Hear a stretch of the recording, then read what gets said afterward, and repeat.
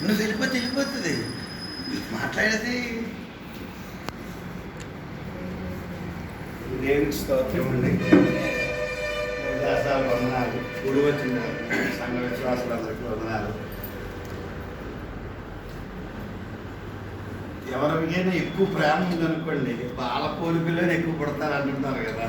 అయితే నా కుమార్తెకి నా ముగ్గురు పిల్లల్లో నాకు ముగ్గురికి ఎక్కువ ప్రేమ ఉండదని అనుకుంటుంటాను. కానీ నా పోలికల్లోనే ఎక్కువ పుట్టడం ఏంటి, హుషారేంటి, అవన్నీ రావడం చూశాక నాకు ఆనందం అనిపించి ఇంకా దేవుని వాక్యం నా హృదయంలో ఎక్కువ దాచుకోవాలనే ఆసక్తి అది ప్రభువుల వారే నాకు ఇచ్చారు అనిపిస్తుంటుంది. నీళ్ళు పోసుకున్నప్పుడు కూడా నీళ్ళు ఇచ్చినది చాలా ఇష్టంగా తీసుకోవడం ఏంటి, ఇప్పుడు కూడా ఆ గ్లోట్ వాటర్ కూడా తీసుకోవడం ఏంటి మరి ఎంత ఇష్టంగా. అంటే ఒకటేంటంటే ఆనందించాల్సిన విషయం, ఇజ్రాయెల్ ప్రజల స్త్రీలు గవర్నమెంట్ పట్టించుకుంటుందండి.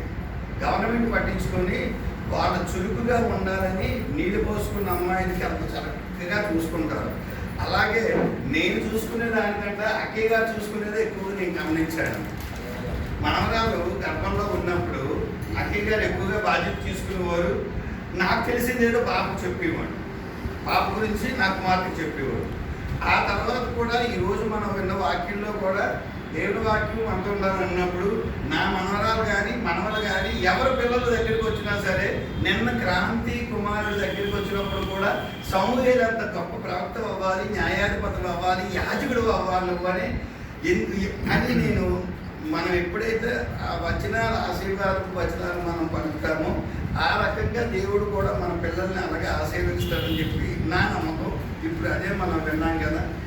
నేను ప్రతిరోజు ఈ మనవరాల గురించి మనవరాల గురించి నా భార్య చెబుతున్నప్పుడు నేను చాలా ఆనందిస్తుంటాను.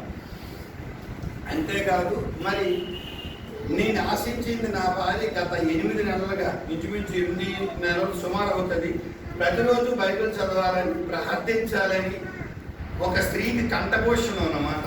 ఏదైతే స్త్రీ మనం నేర్చుకుంటామో అది నా భార్య సంపూర్ణంగా చేయగలుగుతుంది కాబట్టి నాకు ఒక సలహాలు ఇచ్చే విషయంలో కానీ, ఉపాయాలు చెప్పే విషయంలో కానీ, సమయం వస్తే ఒక మాట చెప్పడం విషయంలో కానీ నా భార్య నాకు దేవుని వాక్యం ఎవరి హృదయంలో ఉంటుందో వారు సైతాన్ని దురాత్మను ఎదిరించగలరు. అది నా విశ్వాసం. ఆ విశ్వాసంతో నా పిల్లలు పెంచుకున్నాను.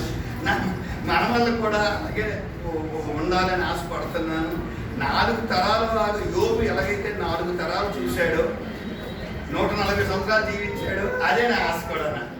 అలాగే మోషే 120 సంవత్సరాల వరకు కంటి చూపు తగ్గకుండా 80 ఏళ్ళు దాటాక సేనాయి పర్వతం ఎలాగైతే ఎక్కాడో అలాగే నేను ఉండాలని ఆశపడుతున్నానండి. ఈ అవకాశం ఇచ్చిన దైవదాసులకు వందనాలు. అయితే మీ అందరికీ ఇది ఇవ్వాలని ఆశపడుతున్నాను. ఏది మీకు ఇవ్వాలని ఆశపడుతున్నాను.